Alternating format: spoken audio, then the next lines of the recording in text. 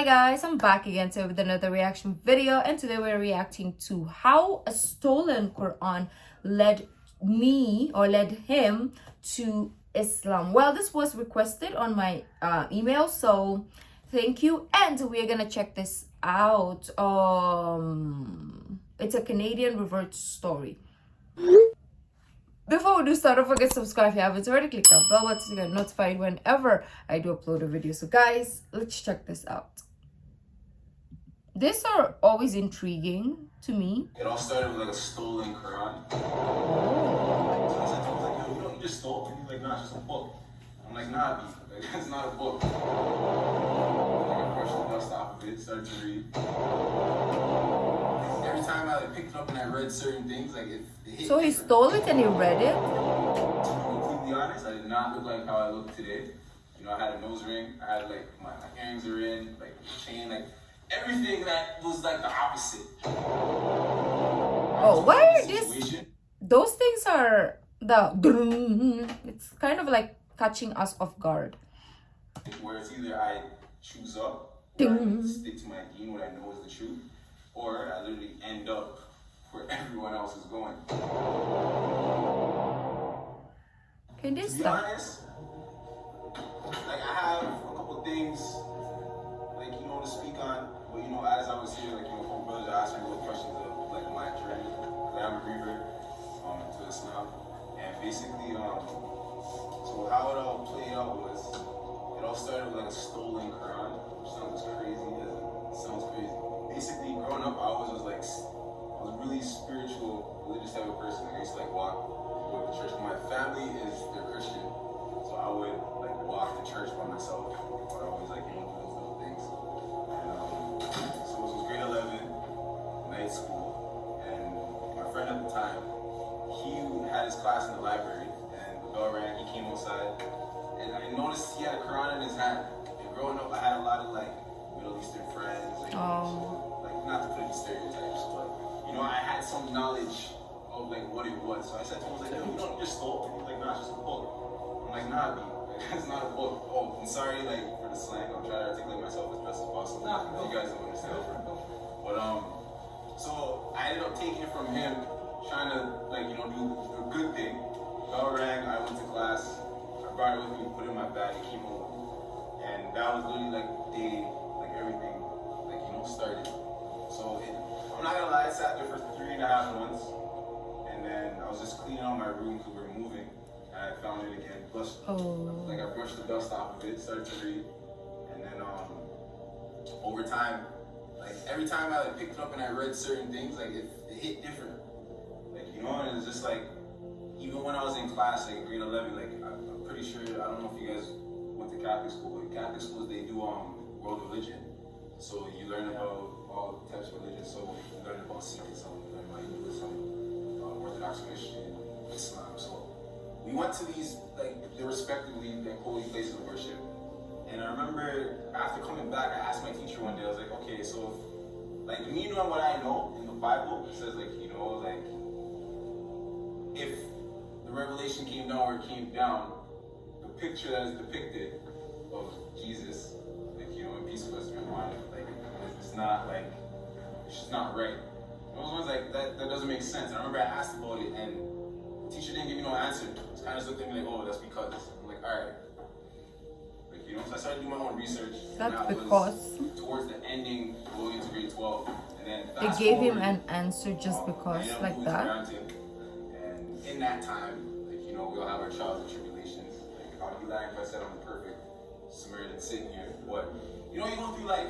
And basically, I met this one brother, and he just told me to like come to the mosque one day, and I was like, okay, I'll come. Like, you know, I'll pull up. So I went there, and like we literally sat in a circle, kind of like this. And to be completely honest, I did not look like how I look today. You know, I had a nose ring, I had like my earrings are in, like chain, like everything that was like the opposite. And like they didn't look at me no way. Like, you know, they just accepted me, like they talked to me, you know, took their time with me. And then fast forward, they kind of like brought me to understand what I was reading more. Like, you know, because it's one thing Islam off of like broad notion we see on the media, what they depict, but it's like realistically, like you don't look at the person, look at the religion. And it's like when I would read and then I would see certain mannerisms of like the brothers that I met opposed to what I was being shown, I was like, okay, yeah, that doesn't add up. So I dived into it a little more, and then fast forward, it's been 4 years now. It's from 2015, and in the beginning, I was like, on my dean, doing everything, and basically life happens. It was easy for me to slip back into my old tendencies. Sometimes, like Allah subhanahu wa ta'ala will like knock you down. You may be feeling like your iman may be super high, like to the point where you may get complacent. Like you may feel like anything and everything that you do, like you can't do, like you do no wrong.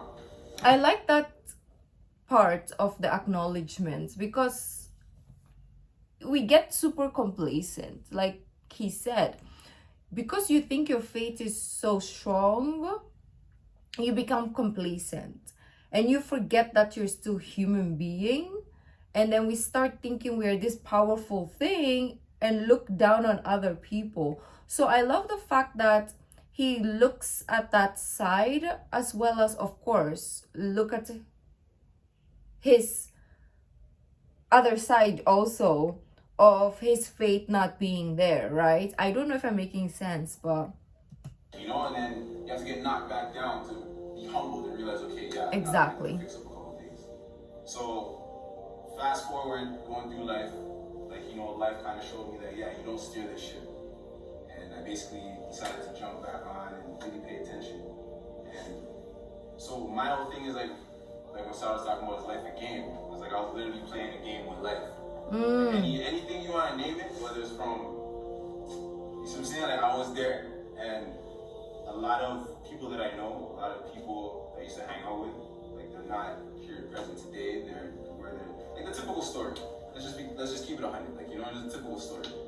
And I was put in a situation where it's either I choose up, where I stick to my deen, what I know is the truth, or I literally end up like everyone else is going. And it's actually funny. I was telling Sad and Kevin the other night how there was this one night where we're all chilling, we're all hanging out, doing whatever, and basically I left probably like 20 minutes, and right after the door went flying right up, and everyone in the house got in trouble. Literally. The police? And it's like there was too many signs that was being shown to me. It's like, yo, what are you doing? Like you're really playing with life. Like, so it's like, and I'm also a person that believes that like nothing happens for a reason. So everything is already planned out for you. Like even the name of like the event, even where the event takes place. Like I know this area very well. I used to like right over there, 1900 straight. I used to be right over there like every day. Like so. Me just understanding that, okay, you want to continue to play with life, this is where you'll end up, but if you stand on your deen, this is what's for you. And every time that I would, like make my salah or do like anything along those lines, I would reap the benefits. To be honest, like I have a little something, like I write poetry, and I guess it can kind of like sum up like what like I have to say, but just to like put it out there, like I don't know where everyone is personally with their iman, but what I do know is that like we're all blessed, and a lot of us like a lot of us like it's not intentional, because like I can understand why it's easy for you to dibble and dabble into what you see outside. Like it's amusing, but like I'm sitting in a position where it's like I wish some of my friends were guided. Like and only Allah subhanahu wa ta'ala can guide. He will. So all of us in this room have like a cheat code in a sense. Like where it's like we know the truth.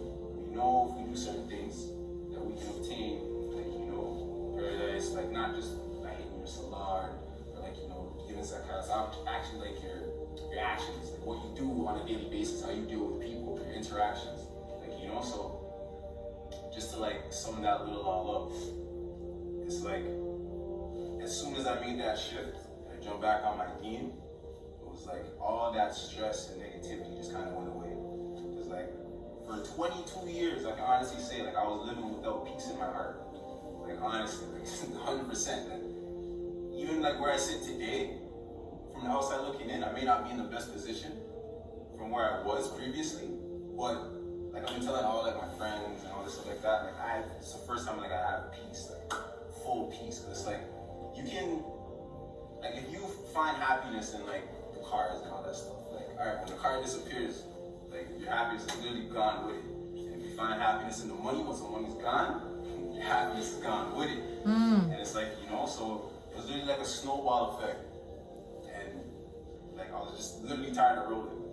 Like, you know, you keep rolling, and you end up into a place where you necessarily don't want to be. And it's like a lot of people don't get to like come out of it. So it's like, if anything that you guys can take away from it, like, you know, it's just like, yeah, like, you know, everything we see on media and we see outside, it's all nice, it's all neat. Like, you know, you want to dive into it, you want to play with it, but trust me, it's not what it seems. Like, you know, and it's like, sometimes I wish that like I could have been born Muslim, so that like my parents and like my family members can also see the way I see things and how I view things. Like, you know, that's why like every time I make myself, like I'm making sure I make dua for all of them. Because like, you know, like in the beginning it wasn't the easiest thing.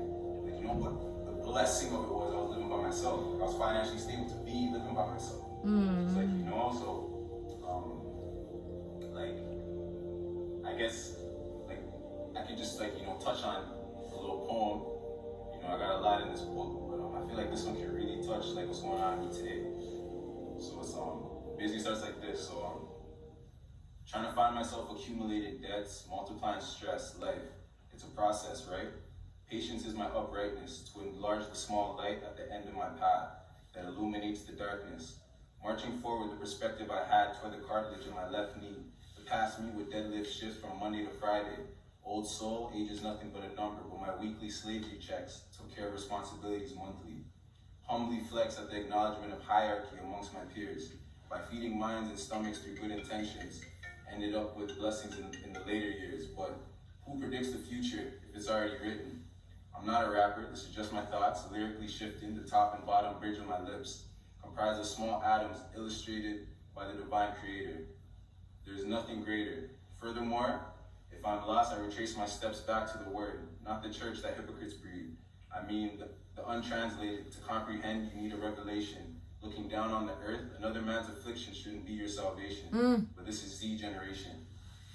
Z so, you know, I just feel like, interesting. Like in today's society, and like Gen with Z. like, just speaking on like the Muslim community, like a lot of us like take it for granted, and like I can understand a little bit where you guys may be coming from, because like, yeah, your parents will be on you, and like, you know, when you get a certain age, it just becomes emotions, like, you know, and sometimes they don't know how to tap into certain things to make you really feel what they've been preaching to you since you were young. Yeah.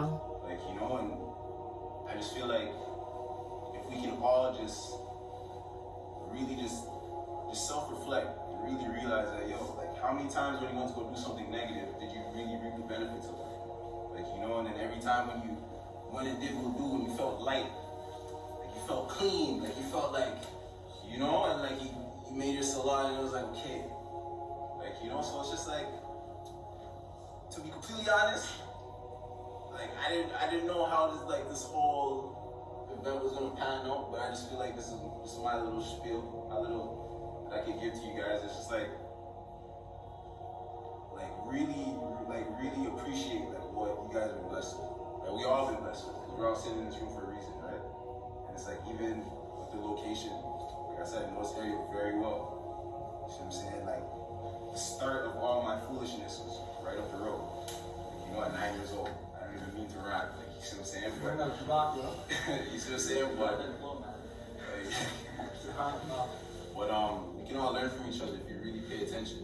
Like, you know, and not just look at things on like the surface. Like be present with people when you're in their presence. Like literally. Yeah, right.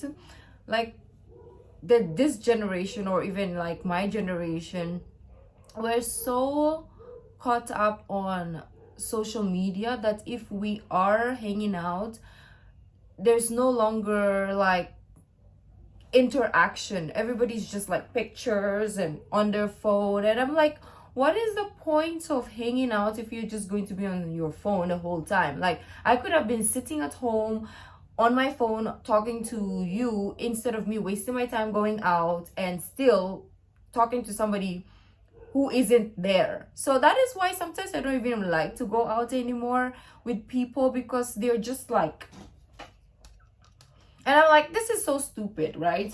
I always say this like to my friends, when there are people, like for example couples, when they go out and they're both on their phone, I'm like, this is a waste, you know, a waste of time and a waste of connection as well, because you can absorb each other's company, but we are wasting our time on Instagram, TikTok, games. Like, come on, what are you doing, right?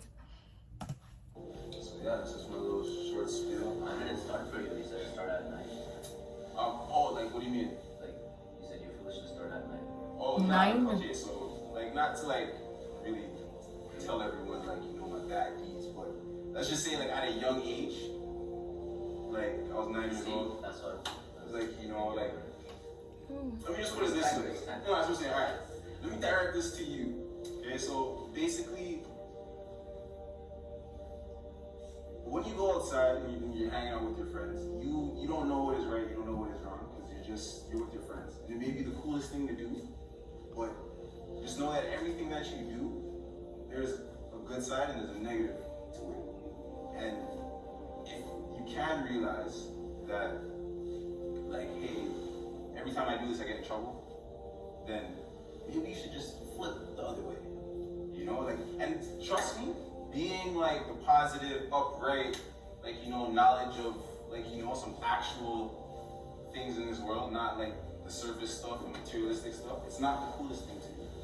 And like, even with my whole journey, like, a lot of my friends, like, when I told them, like, yeah, I got rid of this, I'm looking at me crazy, like, what are you talking about? Like, you know, but, like, so always remember, like, the right thing to do may not be the coolest thing to do. And a lot of your friends will not like what you're doing. Most of the time it's not the coolest thing to do the right thing. Actually, it's like, it's never cool, it's just the right. But just know that if you know that it's the right thing to do, run with it. Like, you know, because like when you take one step to Allah's subhanahu, it takes 2 steps to you, comes running to you. You know, so just always know that. Like, so if your friends are like, oh yeah, no, it's not cool, I'm not doing this, I'm not doing that, you're doing the right thing.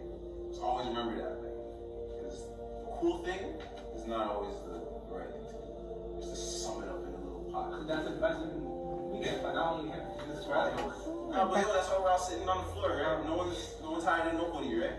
Like, you know, we're on, like, and that's the next thing too. It's like you have to forgive yourself. Like, you know, just realize where you are. You see what I'm saying? And don't try to, just like what Kevin was saying, don't try to use someone else as a scale. Like, you know, because like I may not be where this side may not be where I am, but at the end of the day, we're both striving for the same thing, right? So it's like, you gotta catch me when I slip, I'm gonna catch you when you slip. And it's just like that, like, you know, so, and what I guess I touched on it earlier, like when we were all just like, you know, having like open conversation, but when you only deal with the surface, you'll never really solve the problem. But as soon as you like hit the heart and you deal with the root of the problem, then you'll find the actual answer to like, what's actually real, what's actually of substance. You know, so I don't know if you guys got questions. Most definitely. Like, I don't know. We'll start off from the sound. You want to say, oh, not even a question. Yeah, I think I have a similar experience. Exactly. I wasn't religious 2 years back, and first year of uni I was doing whatever, and the second year of uni I was doing whatever as well, until something major hit me. Until I had wasn't really, maybe it was a sign, I don't know what it was, but like it was like it hit me really hard. I took a step back and then slowly got back more into Islam. Even though I was born into it, I wasn't really, I guess since I was the youngest, I wasn't really enforced in it. Since I was the youngest, it was always like, hey, pray is my oldest. And then the youngest, you kind of run around and shoot, right? But all the morals came with it though. So no stealing, no etc. All that. So all those right and wrongs were still along my way. But later on, after my second year, I got back more into Islam. I started praying. I was like praying 2 out of 5 times a day, whatever, anything it was. And whenever I was at school, I always went to the masala. And I'd even grab friends during, if we had a 2 to 4 lecture, and I'm an engineer, so I'd be from school from 8 to 6. And me and my friends would literally grab a corner during break and pray. It was awesome, it was great. It doesn't matter where we prayed, it doesn't matter how we prayed. It was just as long as we prayed, kind of. And meeting like all the people and the different surroundings. And during the first and second year, all those friends I had previously, like, they're all gone. Like they're all there, I see them, but I just say hi or whatever. It's not like you don't have that type of connection with your brother or your sister or whatever kind of relationship you have. You have spiritual friends and whatnot. But this is that was a huge hitter, and now it's like kind of going on to my second year. And mashallah, like I learned so many new things. The great thing about being so new, or not new, but I have flashbacks of all like certain memories. But like having actual surroundings to them now, because I get to like enhance those memories and learn upon them. SubhanAllah, so amazing. Alhamdulillah, I was so pleased for that. God bless you. I mean, You want to say something? No, I was Shut up, say so, we're going to ping pong. honestly, so in high school, I had friends. Started knows my friend very well. And recently I had like an incident where I kind of realized who my true friends were and who are really my friends. This is like less than 2 weeks ago. Oh, whoa. And then somehow I ended up here and I see there's like so many connections here with people knowing each other, and it feels so great just being here. God bless you. You see, like, yeah, just You guys organized really well. Your family, man. and that was all the next thing too. Is like just going back to like touch on what you were saying, touch on what you were saying. It's like at the end of the day, what I realized is okay, I may lose some friends. Yeah, I may lose some family members that look at me a little crazy. But at the end of the day, it's like I know I'm never alone anymore. Like, you know, like for like a long time in my life, like I was lonely, just wandering. Like, you know, and Allah subhanahu wa ta'ala found me and guided me. Like, you know, so that's just the one thing. That's what's up. You know the point you were saying about you reading the Quran, like you found it and then you read it, that was giving me shivers for some reason. It's like you're telling me your perspective as a Christian, right? You're looking at the world of Islam differently, and then when you actually open the Quran and read it, it's completely different. So you gotta do it. You see, because at the end of the day, we all know what's right and wrong. But it's like a lot of people in today's society, we live for a sheer ignorance. It's like we choose not to do what we're supposed to do because it's like we don't want to do it in that moment. But it's like, okay, that may not be beneficial for you. What about Ibrahim and Shannon? You guys want to collab? Yeah, you said that like you wish you were born to be Muslim. I think like now that we look at more of the dunya, I think many of us, we don't realize how truly blessed we are that we were born to be Muslim. We're all learning, right? Yeah. So it's like the beautiful thing is that you're sitting here today, though. You still could have been outside. You know.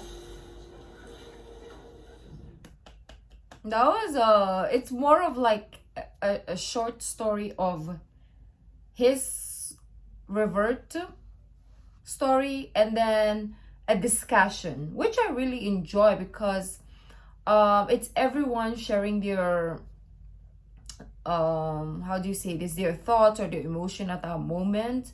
So that was really nice. I'm gonna do the full version of, I think, Yusuf, what is his name, Evans, yeah, his Revert story. I'm gonna go watch the whole thing, so watch out for that. Probably weekend or during I don't think the weekend is a good time for me because I have so many other things to finish, but probably next week. So yeah, thank you guys for joining. If you like this video, don't forget to give this video a thumbs up, subscribe if you haven't already, and I'll see you in the next video. Bye.